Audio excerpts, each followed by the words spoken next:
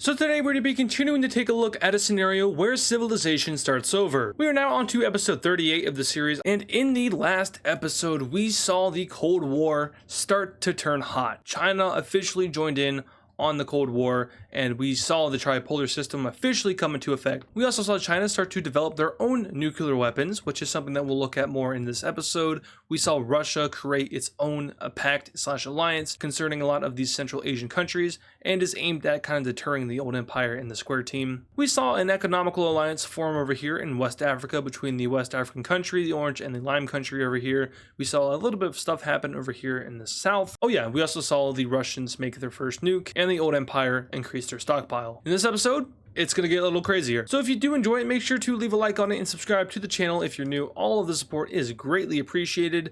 And yeah, let's go ahead and jump straight into this. We're going to be looking at the old empire to start this video. It seems that this series kind of revolves around them, but I swear that it's not the case. They're just the strongest and they're kind of the most important right now. So yeah, let's talk about them. They want to and kind of need to respond to Russia creating their alliance. You know, they just added 3 new countries, and although these countries aren't super strong, they are notable and they're all close to each other and they're all on the border of the old empire, and the old empire is like, yo, our turn. So the old empire is going to recruit another country into their alliance and make a good guess as to who it's going to be. I'll give you a hint. They are historically very close. The Farmers Union joins the war, and I'm going to have to try to start calling them the White Team because they are not the Farmers Union anymore. The people of these two countries are extremely close together, and the government of the Farmers Union, there I go again. The government of the White Country has been very favorable of the old empire because of those historical ties and how the old empire has helped them out historically, so they are still very much in favor of the old empire, even if the old empire doesn't share the same strong feelings. I mean, don't get me wrong, they like them, but it's not as strong as the White Team's love for them. Anyway, the White Team does join in on the Square Alliance. They are kind of an important one because they're right on the border of Russia. But with this growing power dynamic in Europe specifically,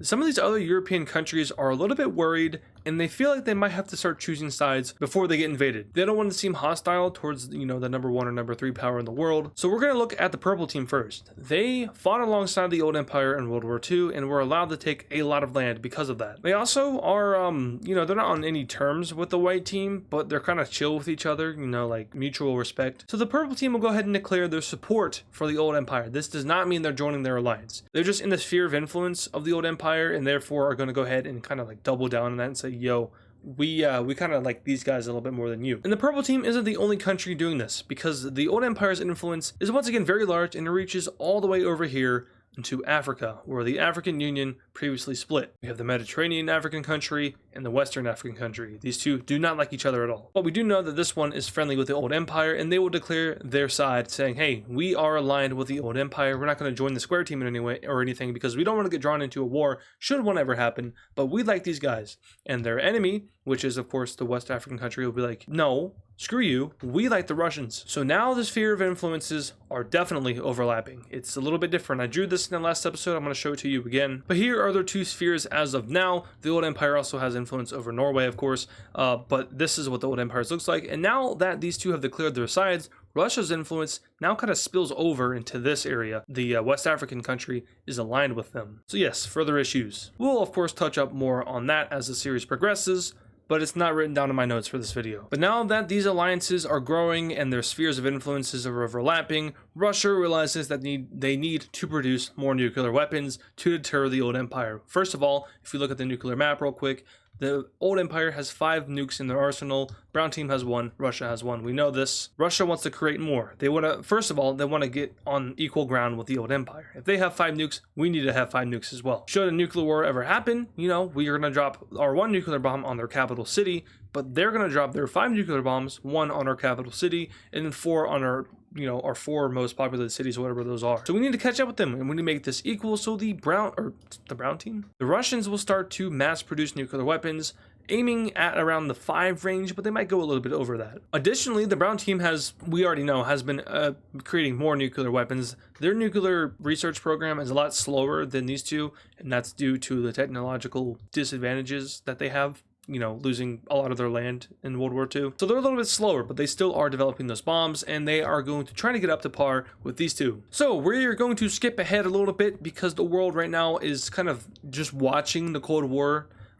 There aren't too many wars happening. The world is just kind of watching. So we're going to jump ahead just a small amount of time, maybe like 2 months, maybe 3, 4, possibly 5. Actually, you make it up. How many months do we jump ahead? Do we jump ahead a month? A few years? It's up to you guys to determine. But by the time we get to the end of this little jump, Russia has 10 nuclear bombs in their arsenal, making them the strongest nuclear power in the world, ahead of the old empire. Additionally, we see the brown team go all the way up to 4. Now, why hasn't the old empire kept up with this? Because the Russians and the brown team have been doing this in secret. But as we know, with time progression, technology also advances, and we also know that satellites are a thing in space at this point. The old empire was the first country to launch a satellite into space. Has there been a man in space yet? I don't know. It's not too relevant to the plot of this. But their satellites are getting more advanced, and they are now using them to spy on other countries. And they have just discovered that Russia has been producing way more nuclear bombs than they had originally thought.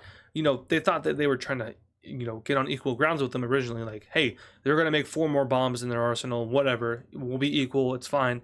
But now they know that they have doubled that. They have 10. So the old empire needs to go ahead and catch up with that, so they start mass producing nuclear weapons again. Remember in the last episode, or maybe the one before that, I said that the old empire, they dumped more money into that program, but they kind of paused the production of nuclear weapons because the old empire is a very careful country, I want to say. They know that nuclear bombs can be very destructive. They've tested them. They know. They've seen the destruction with their own eyes. Of course, nuclear weapons haven't been used on other territory just yet, so we don't know the effect it has on civilian and human population. So they've been chilling, but now that Russia has outnumbered them, they are going to go ahead and try to catch up. And now we see yet another small time jump. Russia has paused its nuclear program because they are kind of similar to the old empire in the fashion that they know what these bombs are capable of. They want to be careful. You don't want to make too many, because if you have too many, your enemy's going to make too many, and then all of a sudden it's a big old mess. The brown team also pauses their production. They simply just cannot do it anymore. They need more resources. So we go through another time jump here, and we catch back up with the old empire, who has produced more nuclear bombs and is now looking at 13 nukes in their arsenal. That is more than Russia. Russia's like, oh crap, we need to make more bombs. And you can kind of see where this is heading. Mass nuclear bomb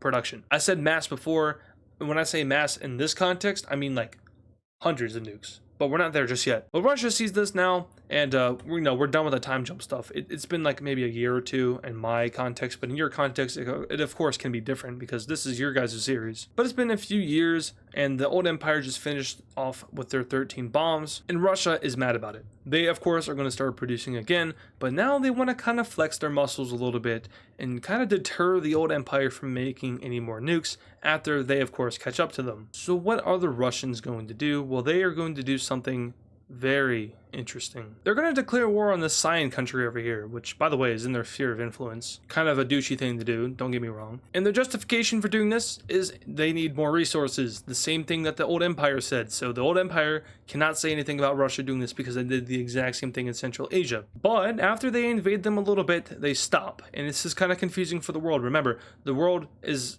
full of satellites now. I say a lot in these videos. It's like one of those weird speech things that I do sometimes. It's changed a lot.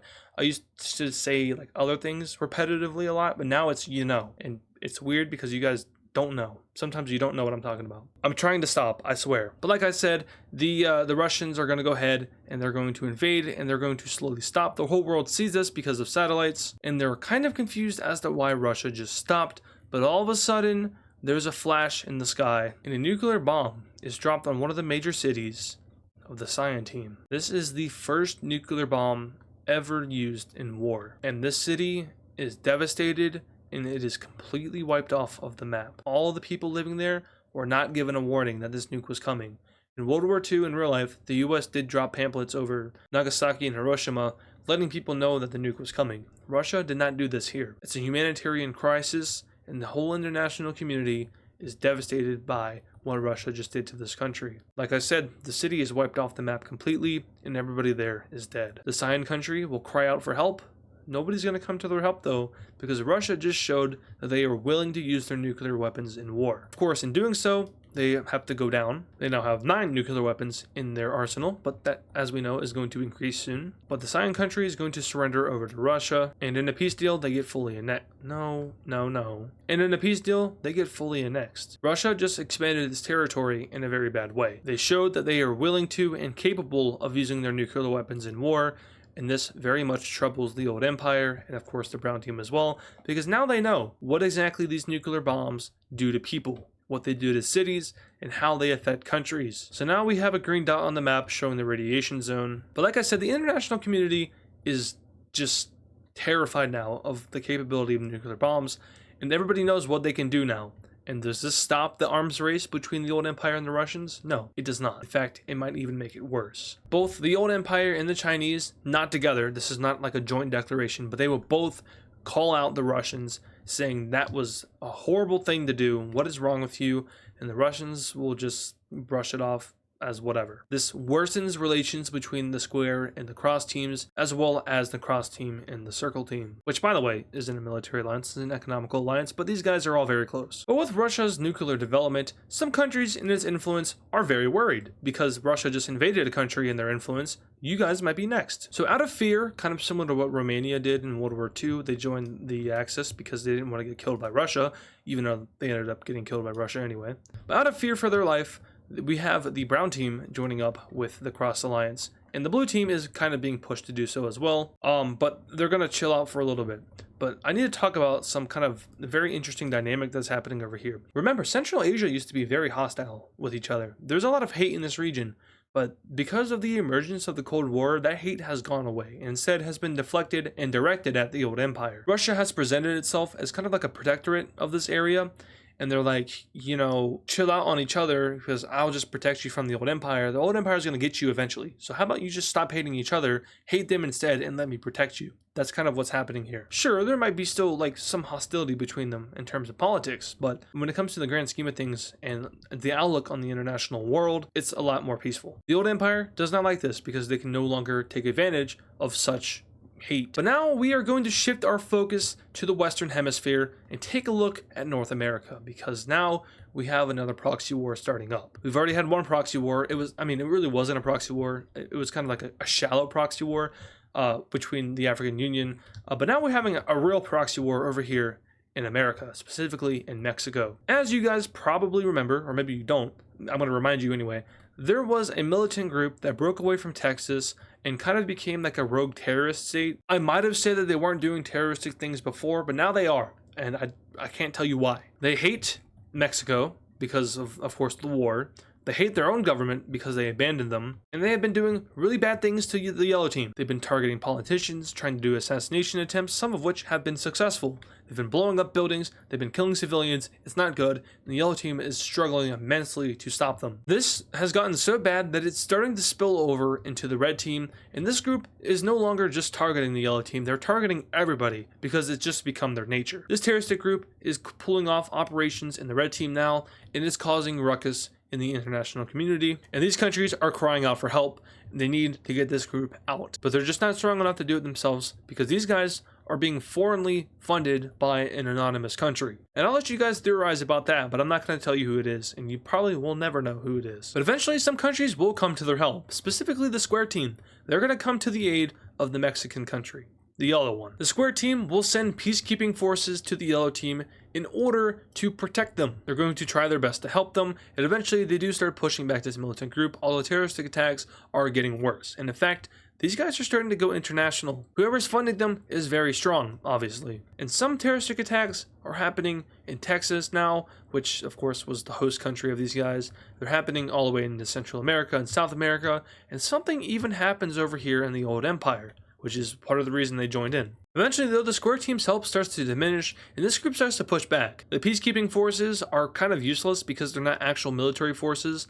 They aren't a part of the military of the square team. And this group starts to push into the yellow team, which is something that they didn't do before, but they're starting to threaten major cities, specifically these two. They're making pushes towards it, and eventually other parts of this country start to break away. Not break away, but other militant groups start to pop up and kind of like join in on this terroristic organization, and it gets really bad, and eventually these two major cities are in trouble because they are completely surrounded by this territory. This group also starts to spread into the red team, and the square team is not helping out the red team. Let's make that very clear because that's kind of important. They're receiving no help from the square team here, and that makes them kind of mad. So as this terroristic group starts to do more and more, they also enter into Texas, And this is what's going to fuel our proxy war. The Cross Alliance, as well as China, calls out the Square Team and the Old Empire, saying, you guys are not doing a good job. People are dying, and you're just not doing good. Now, the Yellow Team here is kind of like, yo, chill out on my homie. They're at least trying to help, but they become aligned with the Square Team,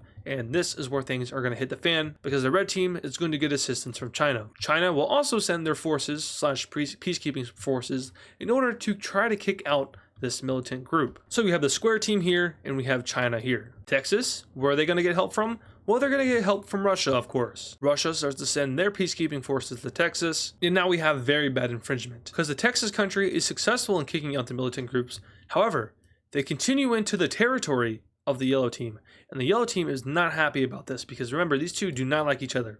They had a whole war, and of course Texas won that war, but now that they're kind of going back into their territory and trying to wipe out these groups, they are feeling like they're getting their sovereignty infringed, because they are, and the Yellow Team is going to declare war on Texas. The Old Empire is like, whoa, and whoa, because that is not good. That is going to cause tensions between them and Russia, and they don't want that right now, because Russia just nuked this country, and Russia might be a little bit rogue. The Old Empire just really isn't sure right now. But now these two are in full-fledged war. The Old Empire and their allies, including America, do not like that, because, hey, you can't win this war. You're not going to win. Texas is, first of all, stronger than you, and second of all, you are fighting a group that is beating you. If you can't beat a terrorist group, you're not going to beat a full-on country. And if Russia chooses to send their military over to you, it is over, and we might get dragged into this. So what do we do to help you? And the Yellow Team is like, oh, I understand why I messed up now. The moment of realization for this country is not good.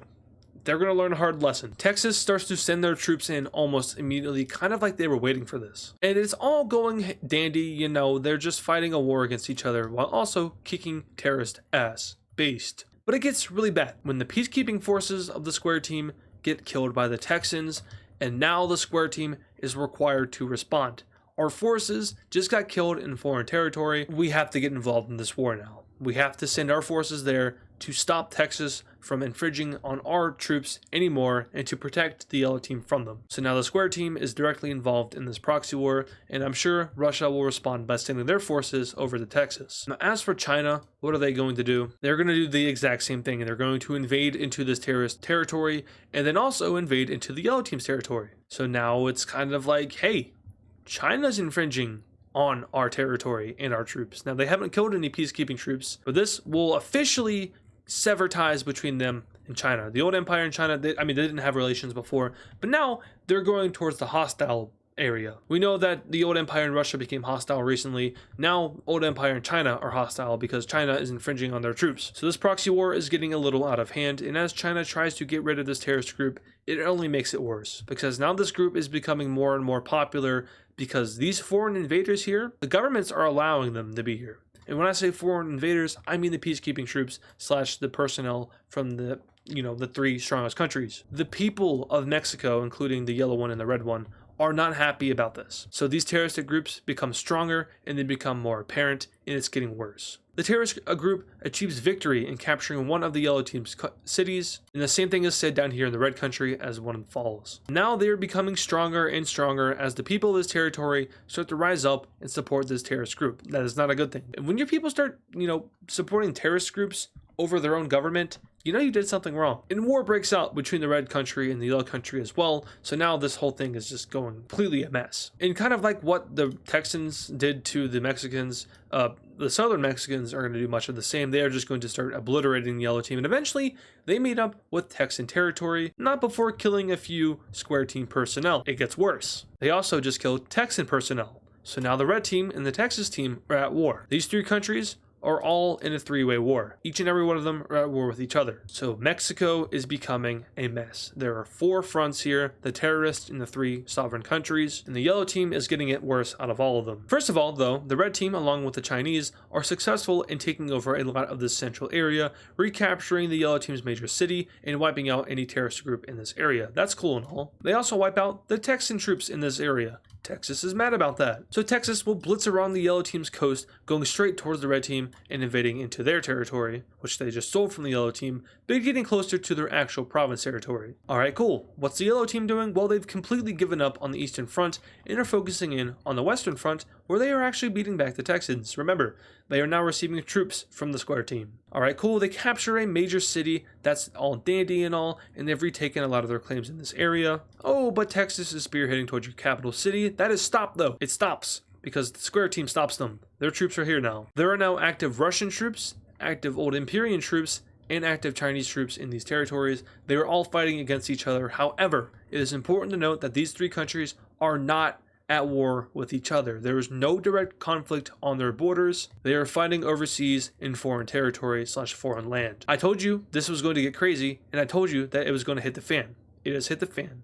It is very bad. Alright, so the terrorist group is obviously losing steam. They are being pushed back by the Chinese forces down here in the south, which is where they are most prominent. Oh, but they just popped up over here in Baja California, and they take the whole freaking thing. Yeah, Baja California was never very cemented as a part of the yellow team, and that's because they kind of should have been their own country, but they just weren't. They were just grouped together with Mexico. They definitely don't want to be a part of Texas, and they definitely don't want to be a part of Mexico, so this terrorist group over here is welcome with open arms. Hey, form us a government, please, and we will make you that government. And that's horrible because, once again, they are a terrorist group. But it happens with open arms, and this group takes over all of Baja California and starts pushing up into Texas. And you really start to wonder who exactly is funding these terrorists. They are very, very freaking strong. But maybe not, because they just lost all their steam over here in the east. Not before enlarging this group, though, as they take over the red team's claims over here and push over and take all of the yellow team's claims over here. Alright, so the yellow team is very small, and they are just holding out for the square team, and eventually they're going to start to ask for direct involvement in this. They want America to join in. They're like, please invade Texas and knock them out of the war, but America cannot do that. Why can it not do that? Because doing so would start World War III. And what do we know about World War III? This will be used. Nobody wants to start World War III because they know exactly what will happen. There will be probably 22 nukes dropped and millions will die. The brown team could also get involved too. I'm not sure why they would or how they would, but that could equal up to about 26 nukes. And we don't even know if there are secret nuclear powers around the world. There's not, but we don't know that. They don't know that. So America will decline the yellow team's request to join the war. Okay, so instead the yellow team will start to utilize the forces provided to them. So they will use the old Imperial troops to push back the Texans in this area while completely giving up in the south and abandoning it, which leads to this terrorist group getting a lot of land. It also leads to the red team getting some land, as well as, obviously and most prominently, Texas. The yellow team is barely holding on, only having two major cities, one being their capital, but they start to be smart with their strategy. They're going to kind of, alleviate some of the tension and pain over here and start to retake some of these islands that they lost, and then they're going to start to push over this way because the Texan capital is this way, and if we can capture that, we might be able to, knock them out of the war. Okay, that's cool and all, but there's an issue. We're being attacked from the south by the terrorist group. That's not really an issue though, because hey, the red team just pushed into this area and knocked them out. But it still is an issue because we're at war with the red team. They're going to continue up north, but not before Texas splits this whole thing in half, separating these troops, leading to the yellow team killing them. Alright, Texas just helped the yellow team, sort of. Oh, but not really, because they're going to push back over here. Oh, also, the red team, you're going to get pushed back over here. But not before the red team pushes back against the terrorist group. Confusing, isn't it? It's a big old mess, and this West Pacific country is going to be like, you guys are freaking crazy. What is wrong with you? Everyone looks at them like, bro, what? Who are you? And they feel very embarrassed, and then they choose to sink into the ocean. You thought I wasn't going to include that into this series. Of course I will. It's an AdizzPro classic. So the West Pacific country will sink into the ocean, and now there is a giant lake on this map. This, of course, is going to have huge political effects in this series. So we'll see how this affects. But hey, these guys have access to the Pacific Ocean now. Very cool. Anyway, down here, no, I'm just kidding. I'm not going to sink a whole freaking country into the ocean. I'm not that dumb. All right, the yellow team is centralizing their forces. They're centralizing their defense, and they're holding out against these two, actually three. Whereas the red team is seeing increased support from China, leading to them actually wiping out the terrorist group in mainland Mexico and kind of keeping them over here. Alright, cool. So now we can just focus on each other, right? Actually, yes. The red team will push up into Texas, capturing one of these major cities. Not before the yellow team starts to push into them, though. And also not before Texas pushes into the yellow team, taking one of their important major cities. Also pushing into the terrorist group. Okay, resources are obviously being exhausted here. And it is especially hard for the square team to supply the yellow team because they are on the other side of the ocean. If they had access over here to the Atlantic, it's no issue because they can just, send stuff straight from Louisiana right into there. But they're in the Pacific, which means they have to go through the Panama Canal and over around. For China, they are easily able to supply these guys. Same thing for Russia because of Siberia. Oh, wait, actually, no. Actually, no. It still is fine because they can just go through the Gulf of Mexico and into Texas. The Square team is struggling to support these guys, and eventually they will make the call to abandon them. Bro, for real? And that was their last words. After the last of the Square team troops are out, these guys are subject to just complete, I can't say what I want to say, but the ending looks something like this. The yellow team is gone, and now it is a three-way war between the terrorists, the Texans, and the southern Mexicans, which at this point are actually just the Mexicans because the actual Mexicans are gone. So who can outclass each other, the Russians or the Chinese? This will, of course, make their relations even worse, because the old empires left the war, it's whatever. But now, Russia and China's relations are going to worsen because they remain in the war. And on top of that, the terrorist group is once again growing in this area, and mostly it's the people of the yellow team who are like kind of giving into them and allowing them to just control this area. The terrorists are being supplied by, once again, a foreign power who we will not name. Once again, let me know who you think that foreign power is in the comments. I'm really interested to see. But this group is causing a lot of issues, and they are starting to pop up once again in the red team, and China is freaking sick of it. China's like, okay, this is what we're going to do. We're going to sit down with the terrorists. We're going to negotiate with terrorists. And the terrorist group is actually okay with this. You know, obviously, they can achieve sovereignty, and they can actually become a state if they, work with and negotiate with a world power. Not just any world power, though, the second strongest country in the world. So this group will take them up on that offer, and this kind of leaves like this cross team and the Texans a little confused as to what to do because they want to keep fighting them. But there's a chance that if they go too far with it, that the Chinese get like mad at them, and that could raise tensions. If the Chinese give this terrorist group sovereignty and then Russia goes ahead and gets rid of that sovereignty, that kind of, gives China justification to retaliate in a way. Russia does not want China to retaliate because that would be bad. So what Russia is going to do is that they're going to pull out of Texas. They're going to leave Texas. They see how this could end badly, and they're like, we're out. Peace. Goodbye. And this will not be the same as Mexico because Mexico, they just got crushed because they were already weak and they were only existing because of the old empire. Texas is stronger than that though. They're able to last without the help of foreign powers. And what Texas is going to decide to do here is that they're going to decide to draw up a ceasefire with the terrorist group as well as the red team. So they're not going to agree to a fundamental peace treaty, but they'll agree to a ceasefire, and they're going to also agree to some boundaries/borders. So let's see what that entails in a peace treaty. All right. Here we have before, and here we have after, almost. I need to do some explaining first. So we'll start with the peace deal between the Texans and the Mexicans. The red team will take this land, and the Texans will take all of this land. They also take this land over here, and this land right here. Oh, and this, of course. Why did that not color in? Anyway, now we're left with this mess. You're probably wondering what exactly is happening here. Well, the terrorist group, they did get sovereignty, but in a very broken way. Certain groups were granted sovereignty,